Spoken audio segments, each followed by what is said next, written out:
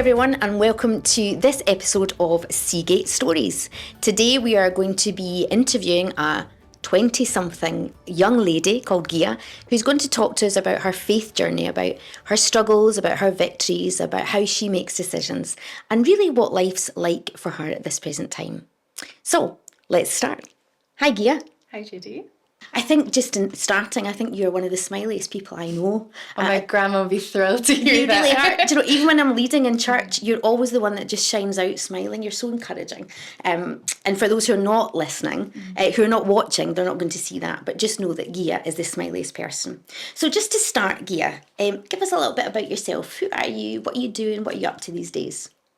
That's a very good question. So I am a youngest daughter of 3. Okay. From a family in Troon. So for Seagate, I've been going there most of my life. We arrived in Troon when I was like 2. I'm 24 at the moment. I'm living just out of Partick in Glasgow. Okay, in the West End? Yes, in the West End of Glasgow? Yeah, West Coast, Best Coast. Yeah. I've studied in Edinburgh, but I'm living in Glasgow. I work out with my guy, but I've been coming back to Troon every week because I'm doing a discipleship course. Wow. So that's commitment. Yes. I'm Absolutely. not actually sure how long I've committed for, but I've got my sermon out of the way, so it's kind of just relaxing. Oh wow, so you've actually got to do a sermon as well? Yeah, but it's a very small group, so it's will not that so be much recorded pressure. for us to listen to at some point? Thankfully it's not. Oh. I absolutely sped ran through my entire sermon, but it was good. But I wonder if we can then just go back. You talked about being the youngest of a family of 3, and I'm really interested in your family of 4. Family of 4. Sorry, family of 4. I'm thinking about myself. Really interested about how your faith started. So, in this family, were you raised in a Christian home? Yes, very much so. Okay. So, me, my mum, my sister, and my brother all went to Seagate. I have a very strong faith with my family as well. My mum's side, they're all churchgoers. I have 10 biological cousins on that side, all in the church. And my grandma's very much the matriarch of that side. Okay. So she is a very faithful prayer warrior, been praying over me my whole life. Wow, what a testimony. So you were brought up in Seagate? Yeah, I was brought up in Seagate. I wonder what's your earliest memory of being in the Seagate family? That's a good got one. I think my earliest memory of faith is I had a Christian childminder as well. I was so blessed to have Auntie Marion. She's also Troon, and she had this yellow toy on her front doorstep. I think it said Jesus loves you or something. Wow. So I think that's my earliest memory of... Yeah. So how old would you have been about then? Really 4. really young, like 3. Not even at school yet? No. Wow, okay. So And maybe Salty the Big Blue Bible. Salty the Big Blue Bible? Where was that? That's a Christian TV show. Right, I've never heard of it. He's like a ginger man with a very obvious ginger beard painted blue and a big blue Bible costume. Oh wow. With big white gloves. I'm obviously far too young for that. I don't remember it at all. It's before your time. Yeah, definitely. So you talked about Auntie Marion. Were there any kind of other key influencers in your Christian faith at an early stage? Yeah, definitely Auntie Marion. Yeah. I had a whole church family. Yeah. So when I was sick, if I wasn't Auntie Marion's, I had Nancy praying over me from Pray for Schools as well. That's a big shout out. In terms of Christian influences, I have to really thank Pray for Schools because they've been praying for me since I was 4. Yeah. And then even when I was in uni, they were still praying for me very faithfully. Yeah. For those who don't know, Prayer for Schools is a Scripture Union-based prayer group that meet every second week, and we pray for our children, our students, our teachers, people in education by name. It's actually the reason that our family came to Seagate. It was the Prayer for Schools we saw, and it really connected us. I know. For me to know people have been praying for me, I think it's what I can attest to. Like, I had a pretty idyllic childhood. Yeah. I was definitely very protected for a long time. In terms of other Christian influences in church, one of my earliest memories, I had Anne Cowan and Keith as my jam time leaders. Yeah. And Gillian, Auntie Gillian as well. I love aunties. I remember being in jam time, and it was very of the time, big felt Christian tapestry. Oh yes, where they told the Christian kind of Bible stories. We had in jam time, which is Jesus and Me time at Seagate. Yeah. It's like for primary 1s, primary 7s. We had a pair of hands and all the kids wrote our names on it. Wow. And mine is legible, big G, little I, big G, little H, little A. Mm-hmm. I can remember sitting and looking at that. Wow, so what age would you have been then? Primary school age, maybe like 6, 7. Wow. So you've really always had that sense of kind of family in church, which is a really important aspect of faith. Yeah. Can you remember anything you struggled with faith in your early years? Or was it just something that was just always part and parcel of your life? In primary school, we had, when I was in Seagate as a primary school age kid, we had our youth leader, Colin McCall. Yeah, yeah. And And he was great, super fun. We did like outrageous holiday clubs where there was like slime on the leaders. I'm so glad as a leader now that that's not. We did that holiday club a couple of years ago. Yeah, not when I was there though. Thomas and Connor and Corey got slimed, and they actually couldn't get out of the paddling pool, and we actually had to get in with them, so we all got slimed. Good I'm fun. very happy to make myself look like an idiot, but I think green slime is where I'd draw the line. Might need to remember that for this year. Tempted fate there. You really have. It's gone in the memory bank. Back to the prompt. I remember, I think this is testament to the Pray for Schools. It was never a consideration. I never really felt pressure by it. It was like a really reassuring kind of presence in my life. Mm-hmm. But I remember being in P5, lining up, waiting to go out, and someone turned around to me when we were in a line. They turned back and said, "Are you a Christian?" And I think, I must have been 8. Wow. That's the first time I really felt othered. Challenged. Yeah, because when you grow up as a Christian, not many people in my class were. I think I was the only one. Mm-hmm. The girl I walked to school with was also Christian, but she went to Church of Scotland, so it felt quite different. How did you respond to that? It's something we kind of prep for. It's like the big question when you're like younger. Are you a Christian? And I said yes. Oh, well done. But it's like I felt like a punch to the chest. Like you're asking because you're not. Yes. Like, so I felt really othered by that. Yeah. And it's obviously memorable, but that time I said I was. Mm-hmm. So let's kind of move on to your teenage years now. Were there any kind of pivotal moments or key times in your that were kind of a major turning point that you actually thought, no, this is for me, this is not just because it's what our families do or my family does, but this is really personal? Yeah. So I went to a lot of holiday clubs when I was a teenager. Yeah. An awful lot. Probably every single one that was available. I became a Christian when I was 8 years old, so very young. And that was at LPO, Le Pas Octon, which is like a Christian caravan holiday. It was amazing. In France? In France, yeah. It's spring harvest. Yeah. But I remember they had church in a big tent, and it was like, I felt really moved. Again, I was 8. So felt moved for an 8-year-old. And then I came home with my mum in a caravan in the living room kitchen. Yeah. And she had like a little like, it's kind of like a daily devotional, but it was like a pamphlet for when your kid becomes a Christian. Oh. We prayed, she cried, I cried. And then... So that was when you were 8? That was when I was 8. Wow. Yeah, I was very little. Yeah. And then I was 16 when I got baptised in Seagate. And it was at night time, and I had invited some of my friends to come, and I stood up and talked in front of the whole congregation. I was so nervous. I had like the driest mouth. Yeah. Like, but that was a very big moment for me. And so 16. In Seagate, not in the sea? Not in the sea. It was in the very warm baptism tank. Oh, it was very warm as well. Yeah, it was lovely. Fabulous. So I think as a teenager, I definitely kind of had a little bit more separation with church and like my school life. Whereas when I was in primary school, didn't really think about it. Yeah. Because I did so many camps, it kind of felt like I went away to experience Christianity. So I went away to Seagate on Sundays, and in summer I went to Abernethy, I went to LPO, I went to Soul Survivor, which was amazing.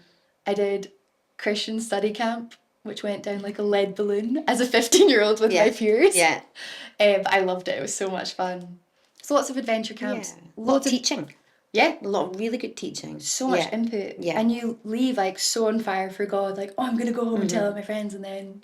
And you're kind of on that mountaintop experience, and then you come back to school, and did you feel that kind of dip? Did you feel that? Yeah. Well, my friends, I'm still very good friends with all the girls I used to go to school with. Yeah. But no one else is a Christian. Okay. So I didn't share that with any of them. Yeah. So I would say growing up as a Christian teenager was so much fun when I went away, but I don't think I really... Yeah. It was a little bit of a separation, Yeah, for because sure. there's such peer pressure in schools, isn't there? It's So not an much easy peer time of pressure. our lives being at school, actually. I think I just switched like a little... Yeah. It wasn't like it was two separate people, but Camp Gigha and School Gigha were pretty different. Yeah. So did your friends know you were a Christian, or so they did? They did. It just wasn't something that came up much. Like I really... It's crazy because it's such a big part of my life. Yeah. Always has been. So much so now as well. And I'm so happy to talk about it. But I just never brought it up. Yeah. Even though that's what I did all summer. I'd come home and it was just a mute point. Yeah. So did you feel that kind of internal struggle? What was going on inside of you then at this point? Did you have any doubts about your faith, or was it just that you didn't really want to put it out there? Yeah. I think it's tricky. Yeah. And a lot of the things that are spoken over you as a teenager, it kind of feels like you're being asked more of than your peers, like being a good witness. My hockey coach, Mrs. Dawson, I called someone a cow on the hockey pitch. She said, that wasn't very Christian of you, which is a very good point. It wasn't Christian of me, but I was like, so... It's quite embarrassing. It's a bit quite mortifying. humiliating, yeah. But it's a good point, and I think it's really good to be held to account. You have to be a good witness. But none of my school friends were asked to be a good witness. They were just allowed to do whatever they want. They got a 2-day weekend. I felt like I told my mum, all my friends get 2 days off. I have only my Saturdays. It felt like I had more asked of me than my friends. Yeah. They had it easier. So a bit of pressure. Bit of pressure, but like you said, what were you thinking? Not much, honestly. Yeah. I'm not an overthinker. Most people who know me well. I'm pretty straight talking, but there's not a lot. Yeah. So noise. let's just move on a little bit to university life. I mean, uni is that big thing, isn't it? I've got 16-year-old twin boys who are already talking about uni. Yeah. And I don't think it's the studying that they're looking forward to. Oh. I think they're looking forward to getting into the clubs. I don't mean nightclubs, I mean rugby clubs and things like that. So just tell me a little bit about uni, because it sounds like you kind of, you were the Gigha at the camps and church and the Gigha in school. So when you progress to university, I imagine the peer pressure and the pull is a bit stronger even than at secondary school. How did that go? Talk us through that a wee bit. It was the exact same, right, but a little bit more intense, So I went to Harriet Watt. That's where I met my fiancé, Lachlan. Oh, well, can we just pause there and say congratulations, your fiancé? My fiancé. So how long to the big day? We've not actually got a date. Not got a date set, but maybe like a year. But you're going to wedding fairs and you're starting the prep. Starting to get pretty serious. Yeah, okay. So you met him in uni? So I went to Harriet Watt, which is a campus uni. So it means that you stay on campus. You're not in a town. So Harriet Watt's outside of Edinburgh. And I think it's when I was in Troon, I was kind of led to Christian things. It was very much not on, the onus wasn't on me to be holy. It was so easy. So my mum drove me to church. I was shipped off to camp. It was all there. Yeah. Whereas I was 17 when I went to uni. Wow, that's young. Just a baby. Yeah, you really were. So I think having been kind of like a horse led to water my whole life. Yeah. I wasn't super good at leading myself into those kind of things. I was so fortunate. I stayed in halls. All of my flatmates were so lovely. We're all still really good pals. It was just that corridor that kind of became my friend group. Yeah. And Lachlan was part of that. Okay. But there was 2 other girls on my floor. No Christians. So I went to the CU just circumstantially. It wasn't really my thing. Why not? I don't know. It was... Was it that stereotype of CU? No, because I'd been to so many Christian circles that I really knew how to get on with that. It was just a bunch of third-year boys. Okay. It was actually pretty difficult for me to kind of... So there was no connection there, really? Yeah, insert myself. Yeah. And, I'm so chatty, as you can tell. So I was like, what do I do here? Because when I went away to camp, like I went to Christians in sport, all of them are residential, and I never went with anyone else. So it is very much sink or swim, be outgoing, very extroverted, but it wasn't my thing, and I don't think I really gave it a good shot, but I found it really difficult to get inserted in a church, especially when at Seagate, like I'm a babysitter, I went to all the jam times, I was so involved there that when I was looking for what church I wanted in the big city, it was so much easier to stay on campus, not get a bus into town on a Sunday. And saying that out loud makes it sound so silly. But like actually motivating yourself to go out and it's do a all reality, this. isn't it? Yeah. I just didn't do it. And I have no idea why. But second year, I was in town and I actually bumped into a friend from the SU study camp. Okay. Out on a night out. Wow. And all my friends were like, you do not know her from church. I'm like, yes, pretty girls go to church too. Stop with the stereotypes. And that was really nice because I had that one in. It was so much easier to go. I went to a great church called Central, which is massive. And in second year and in third year, I had a study group, like a small group. Wow. That was so much fun. And the worship in Central is amazing.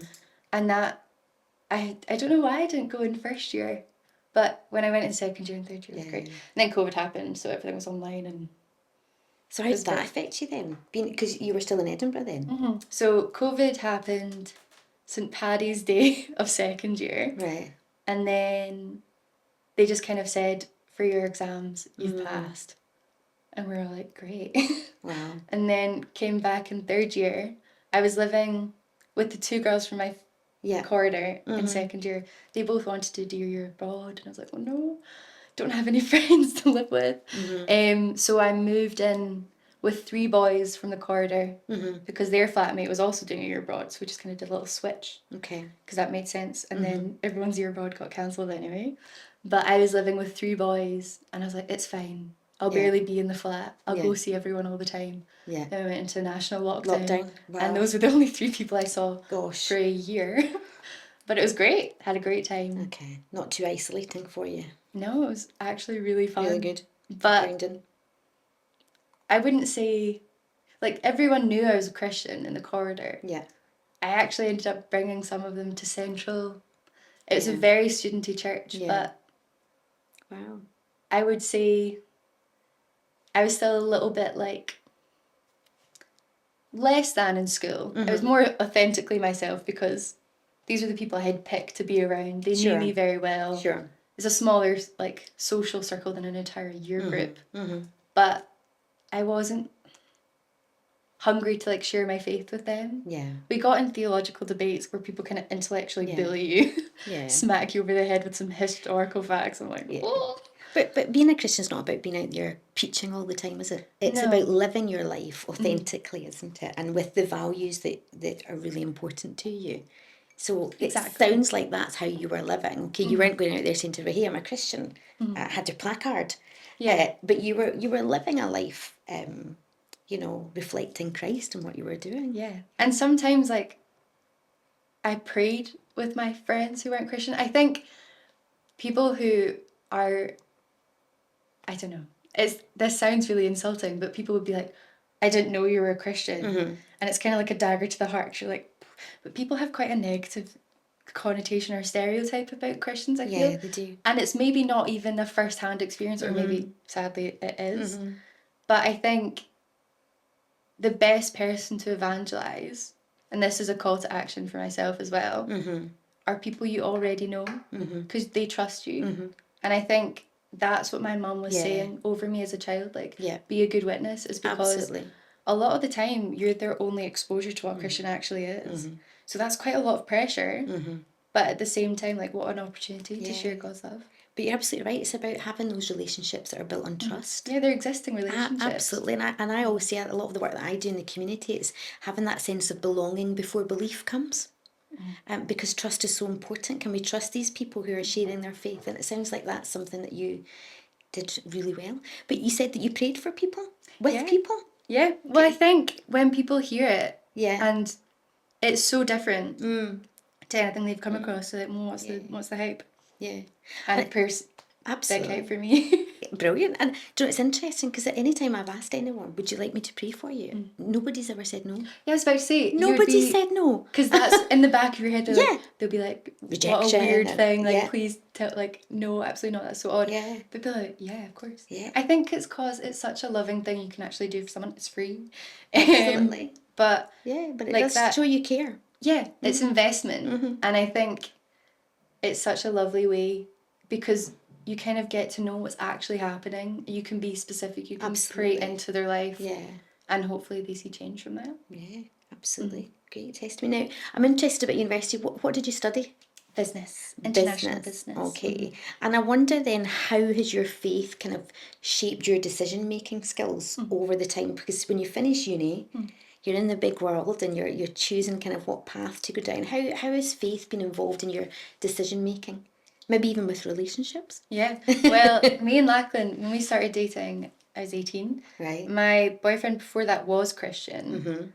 Lachlan wasn't a Christian when we started dating. Okay. I don't think Mum was very happy. I'm sure she'd be okay with me telling you that. He's a Christian now, Fabulous. Which is amazing.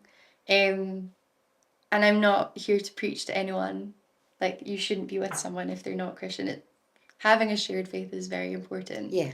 It's just so much easier. But that was really difficult. And obviously that was my whole uni. He didn't become a Christian until we left university. But he was always very open to it. And obviously he knew you were a Christian. Yeah. He knew what your values were, he knew what was important to you. But still a difficult path to walk. Very difficult, yeah.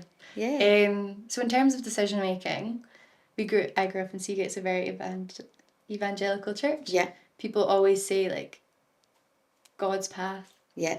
His will, not yours. Absolutely. So I was always open to the idea that the decisions I make, changes can happen. So I've kind of known that I'm not always steering the ship, but I chose the uni degree. When I left uni, like when I graduated, I did an internship that I worked through 4th year with, and then I started volunteering at Micah, which is still in Troon. So much fun.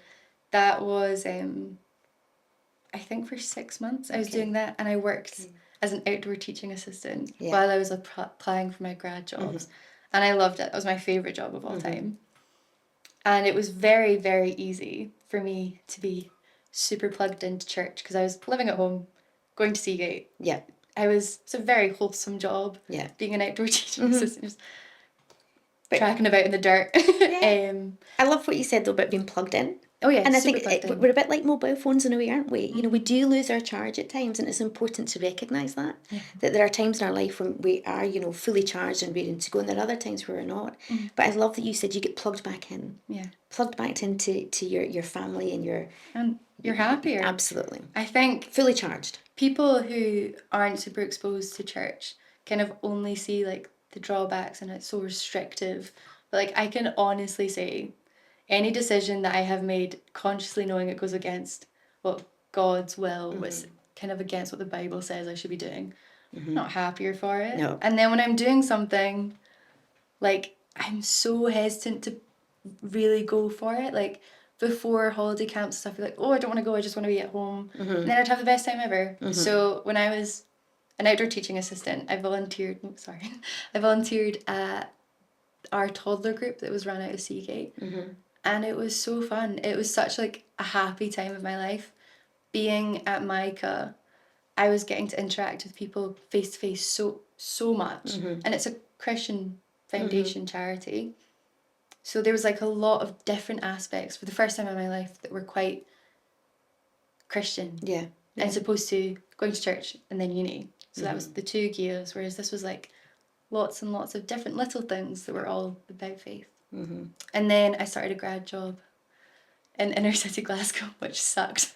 It was awful. And I think like the light inside of me just started died a bit. Dying a little bit. And I was like, I do not want this to be Your life. what life is like, because it had been so fun, but I also didn't want to shoot my career in the foot at 21. Yeah. So I did that for a year, finished my stint, and now I've got a new job. Okay, so where are you now? I'm in Milgai. Milgai, what are you doing? I am, it's so silly. So I did international business management. Yeah. I am now a business manager. There's a shock. I know. Wow. One of the people from my degree managed. So it's a sustainable engineering company. Yeah, fabulous. So very aligned with like kind of my morals, what I like. And your values. My values. Yeah. And a good team? Great team. Okay. It's a very small, very close-knit team. Yeah. But it gives me so much work-life balance. Yeah, great. Great. Find your niche. Find my niche. Find your niche. Find my So niche. how do you stay grounded in your faith then? You've kind of told us you've had these kind of hot and cold moments, but you've known your values very deeply and you've clung to them, and you know when you make a decision that's out with kind of where you should be. So how do you think you keep grounded? What do you do? I think in terms of keeping grounded, my grandma sends me and Lachlan the UCB word of the day. Yeah. Which is great. The sermons at Seagate. Yeah. Wonderful. Good teaching. Good teaching. Don't let Woodsy hear that. I'll go straight to say. He's a good preacher though, he is. He's all right. He's all right. And No, the he's music is amazing. Good. We are so blessed. Yeah. We have such a good worship team, a few worship teams. Yeah. And that's what's really important to me. Fabulous. Do you mind if we chat a wee bit about Lachlan? Yeah, of course. Okay, so my favourite topic of your conversation. Favourite topic. So you talked about he wasn't a Christian when you started going out with each other, and now he is. Can you just talk us a wee bit about his faith journey and how that came about, and of course, how that makes you feel? Yeah, happy is the word I would use. So Seagate has this thing called My Five. Yeah. And Lachlan's always been number one. Yeah. Maybe not just in your five as well. Yeah. I think that's very fair to say. My grandma has been praying for this moment for a long time. I'm just going to stop you there just for anyone who's listening that might not know what My Five is all about. Do you want to share what My Five? Will I share? Yeah, sure. So in Seagate, we are committed to praying for 5 people within our family or within our community or who we come across that we really would love to see come to know Christ. And we commit to doing that on a daily basis, and we remind ourselves and we encourage each other to pray for your 5 and who they are. So Lachlan was your number one. Lachlan's my number one. Okay. I think if I'm being 100% transparent, I'm probably not the most faithful for praying for him. It has been other people. Yeah.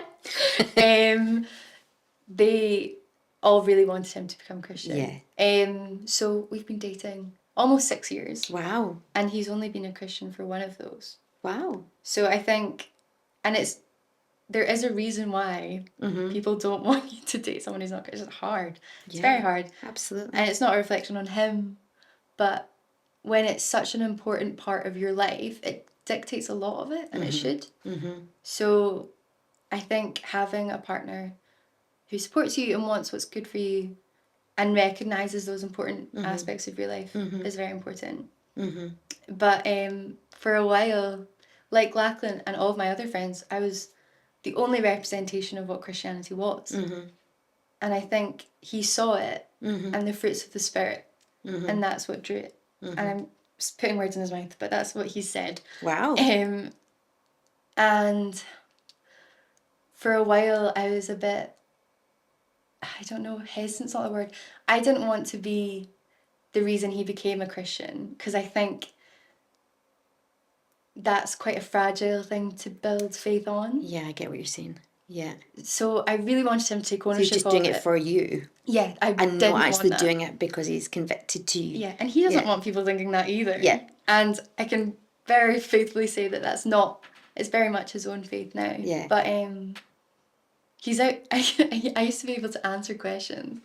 And I think it's really encouraging because it's very easy to think, oh, I'm not the best Christian because I don't do X, so I'm not that good a singer, or my Bible knowledge isn't the best. Yeah. And I was a little bit self-conscious that my Bible knowledge is quite... I know all like the classics, but I don't know every verse inside out. But I knew what I needed to know to share with him. And the Holy Spirit works through you. It's not what you can do. Absolutely. Like, God will use any method, any measure, any way he can. So the verses that I did know touched Lachlan's heart. And then he's outgrown me completely. So the way I in your faith? Yeah, 100%. The way I engage with faith is I love working with kids and being silly and being loud and fun and dancing around. Lachlan's such a deep thinker. So the way that we come to the table, like, still at our core, both Christian, but the way he engages with faith and has these like deep theological debates, it's a beautiful thing to see. Yeah. And he really gets a very different thing out of it. And it sounds like he's really searching. Yeah. He's really keen to go deeper. He's so on fire for God, but that's because he's a new Christian. Yeah. And I think it's also encouraging for people who've grown up in a church to see what that looks like and kind of be ignited, have a new passion. And you're both on this discipleship course. Tell us a wee bit about that. What's that all about? So my mum did it actually first. So I think it's like our third kind of cycle of it. So when I was a teenager, I can't speak highly enough about all the holiday camps I went to. They give you like an evening talk every night. And I always looked up at my couriers, as they're called in LPO, or leaders. I think there's a real argument to be made for those people because they make Christianity look so cool. I just thinking, wow, they're amazing. Yeah. And then as I've become that in some roles, it's like, oh, that pressure's on me now to do the speaking. Yeah. So you're now the role model. I'm now the role model. And I'm like, I don't know. Kids don't exactly give you feedback. So I don't know if I'm able to do those evening talks. I can give you some feedback about that. Kids gravitate to you. So the discipleship course for me is I, on my own plan, can't imagine myself in front of a congregation. But in terms of sharing my faith, testimony or otherwise, it's good to kind of have a dry run. Yeah. So that's what that was for me. And it's given you some good foundational knowledge about theology and about, Bible background and context and things to give you a bit of confidence when you are speaking. But the whole idea is not that you're up speaking on a Sunday morning. It's being able to articulate your faith, isn't it? And you choose your audience. Yeah. So for Lachlan, he chose the congregation. And that was quite emotional. So has he done his little... Yeah, he did it second. Wow. Did he? Yeah, so that was really special. Yeah. But, yeah. And it sounds like his growth in a year has been quite amazing. Yeah. Yeah, absolutely. Whereas yours has been very steady and, with your background. I think I spoke about this during my week. God's the same in the Bible 2,000 years ago, as he is today. But what I got from my faith as like a 5-year-old was perfect and so special to me. And as an 8-year-old, as a 16-year-old, it's the same God, but what I get from faith grows with me. And I think it's so beautiful to see Lachlan get to enjoy that as well. Wow. What a testimony to you as well, in the way you've lived over the last few years, that he's seen that in you and then looked for that and grown himself. It's amazing. Well, you're not supposed to put your light under a bushel. You are not, no, as the kids' song goes. Yes, absolutely. Okay, so just talking about your living out your faith daily, you've kind of talked about how you interact with other people a lot, and you're obviously a real people person. Tell me just a wee bit about your relationship with God intimately together with just you and him. When it's just you and him, what does that look like? What's your daily pattern? So in terms of what my relationship looks like and my daily pattern, I'd say those are quite different. So 2 questions on one. No, happy to answer both. I do the devotional daily. Yeah. And then do you use the UCB notes? The UCB. Oh, she's still the ones your grandma gives you. Wow. Physical copy. Yeah, brilliant. And then I'd say my relationship with God, it's different. So when I was little, I feel like it was a very like steady presence. Something that you can lean on. But friend maybe wasn't the right word. Which is used quite a lot in Christian vernacular, like, oh, Jesus is your best friend. I didn't really feel like that applied to me. Father figure maybe a little bit more. But as I've become a young adult, a 20-something. 20-something, yeah. I think for me, like right now, what's so fun for me is the Bible characters have become so real to me. Because as a Christian teenager and child, in my head, when you said Bible characters, VeggTales is the first thing that kind of popped in my head. Yeah. So they're like a cucumber or tomato or Yeah. asparagus. Yeah. So realistic. So realistic. And those have a space Yeah. and a time to occupy your life. Yeah. But there's this great TV show called The Chosen. And I think that was really helpful, just kind of reset my thinking. They're real people. Yeah. And I think it's quite a dangerous trap to fall into, that the Bible's a story, and it's not. Yeah. The Bible does have stories, but also historical Absolutely. fact. Yeah. So now that I am a little bit older, I can look back on those stories that I've always known. Yeah. And I get to engage with them like they're real people. In a different light. And that has been so much fun. I actually can't like express. So we talked about Paul, and I didn't know he was a tent maker, which is something that maybe lots of Christians did know, but I didn't. So just engaging him with that, and like knowing that he was good with his hands, and that he preached while he worked in a marketplace. All of these little details. The bigger picture. And it makes them so real to me in my heart. Yeah. So The Chosen, which was great because it gives it kind of a face to associate with the name. It does, and it kind of, especially you're such a people person and you're very empathetic. So watching the acting on The Chosen, you're actually seeing the emotions, very raw emotions. And we used it in our Piece Together course. We used the scene, the woman at the well. Oh my goodness, and it was a pivotal point, and the ladies who are not Christians who saw this thought, wow, Jesus went out of his way to see this woman. But it was the woman's actions and her reactions that really kind of just it takes your breath away. Because when you read it black and white, you're not seeing the desert place they're in, or you're not seeing the heat of the day, you're not seeing what it would the be raw like to be emotion. thirsty. Yeah, absolutely. Yeah, it's so far removed. Absolutely. I think what people actually think about what Christianity is and what it's like living it out day to day, like categorically Jesus and the Bible, God meets you where you're at. Absolutely. And that's the whole Bible is just like a love letter to his people. Like he meets them, he intersects into their life, intercedes rather. Yeah. And seeing the ways that he does that through broken people is so amazing. Yeah. So I think I'm very glad I had like story keepers, VeggTales, salted about the Bible growing up. But as an adult, re-engaging with those stories, reading them as they're real people who really lived, has been life-changing for me. Absolutely. And I don't think we can have a conversation, Gigha, without talking about the mission trip to Uganda. Oh yes, right to say. We're talking about Christianity in real life, and we both had the privilege of travelling to Uganda last year, and just as you were talking there about Christianity, it made me think back to that, and I mean, some of the people who were there said it was life-changing. What was that like for you? What was kind of your challenge? What was your experience? Well, that was the tail end of my graduate scheme. So I took, it was 2 weeks. 2 weeks, yeah. 2 weeks just off. over.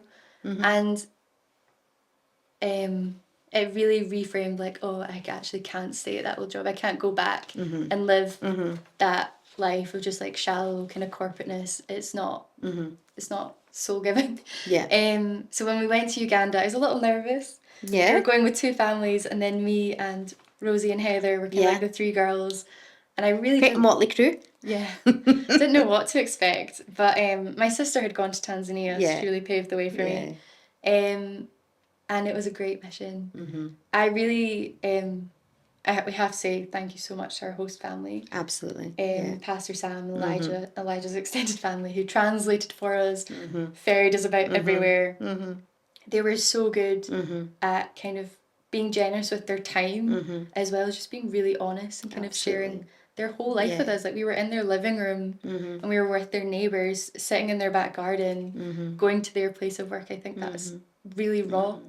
And it would have been very easy for us to just kind of stay in the hotel and then be picked. But they kind of shared their whole life with us. They did. Very different experience to how we live in Scotland. Very different. Yeah. And the struggles were extremely emotional, weren't they, to see? Yeah. But kids are the same in Uganda as they are in Troon. Absolutely. And to see their faith lived out. Yeah. Oh, absolutely. Yeah. So, let's just we're probably going to bring it to a close soon, but I wonder if you've just got any kind of final reflections or advice or any encouraging things you would like to say to other young people who are listening. Yeah, of course, I wrote this bit down. Oh, did you? Because when I was in Abernethy, yeah, I had a Bible verse spoken over me.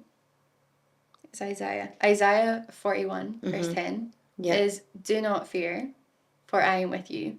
Do not be dismayed, for I am your God. I will strengthen you and help you." So kind of bringing back to, it feels like you're being asked of a lot. And it's also, there's a lot of quite complex people. You shouldn't baby the Bible down for kids, but I think it's really raw and emotional, and it sounds like you're being asked a lot of, but you're not expected to do it on your own. And I think it was difficult for me. I'm quite stubborn, I'm quite independent.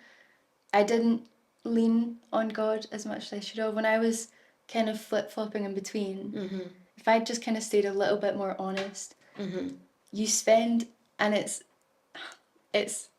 a, I don't know, a reoccurring theme for young teenage girls.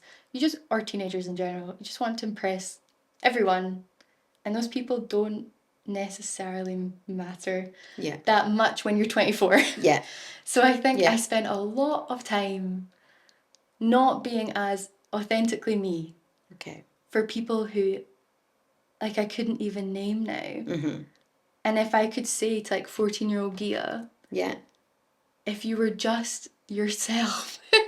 Because everyone's like, be yourself, be yourself. Yeah. If you were... What does that actually mean? What does that actually mean? What does that actually mean? And it means you get a check in your spirit, and everyone can recognise it. And I think if you just listen to that a little bit more, save yourself the heartache. But I guess lessons are learned. I think I would just reassure myself that it's not that serious. You're 14. Yeah. And seek out people who can support you and give you guidance. And it sounds like the whole way through your life, connections have just been so important, whether it's been in your early years, whether it's been as a teen or university life, and now the world is your oyster, isn't it? It's very important to be shepherded through. I think you're supposed to be plugged in. You're going to have so much more fun if you are surrounded by people who have the same priorities as you. Absolutely. Make you stronger, don't they? Yeah. So what are your dreams? What are your visions for you and Lachlan? If you think about what's your kind of 10-year plan, what are you hoping, dreaming, praying for? I don't know. I'm not much of a planner. That's Lachlan. So you're going to let him take the lead? Yeah. Well, hopefully get married. That would be nice. Yeah, well, that's on the cards. Within 5 years. Within 5 years would be great. Did you not have a challenge to do it within the year? Yeah. Yeah, but you're not accepting that challenge. Well, Woodsy would prefer it 3 weeks. Yeah. You did say that. I don't really know. I'm very open to wherever I'm taken. And wherever God leads you. Yeah. Yeah. And it sounds like, you're strong enough to say, no, this isn't working. Like your job when you first came out of uni wasn't making you happy. You've talked about that check in your spirit, that little voice that says, I'm not sure this is right. And I have to say, if you hear a check in your spirit, talk to someone else. Yes, absolutely. Don't take your word as gospel. That's ridiculous, because your own brain can come up with a million different thoughts at once. Yeah. So if you have that's why it's so important to have other people who know the Bible. Check it out. I'm feeling this. What do you think this means? Pray with you. Talk it out through other Christians. And I really think that's the best advice you can give. Because you never know what life's going to throw at you. Now, if you've got people that are solid and encouraging and prayerful around you, if you can really begin to discern that check in your spirit, that for anyone who's listening, that little voice that says, don't know if you should be doing this, don't know if you should be doing this, it never goes away, does it? Or maybe your heartbeat goes a bit faster. Oh, I'm not sure if this is right. If you can lean into that and seek that, then God will honour you. And it sounds like he's definitely got his hand on you and on Lachlan. And I just encourage all our listeners to be praying for you, to continue praying for you, and to look out for your smiley face. But it's been an absolute joy to chat with you, Gigha. Was there anything else you wanted to say before anything you think, I wish we'd talked about that? No, No, I think we've covered everything. Yeah. Well, Thanks bless so you. much for taking Oh, the time. thank you very much. And maybe we'll have another episode at some point where we can reflect on your wedding and follow your up on marriage. married life. Follow up on married life. Maybe we'll have a Seagate Marriage Matters or something. Who knows where this will go. But I really appreciate your honesty. I know and there's lots of things there that we covered. So thank you very much and take care. Thank you.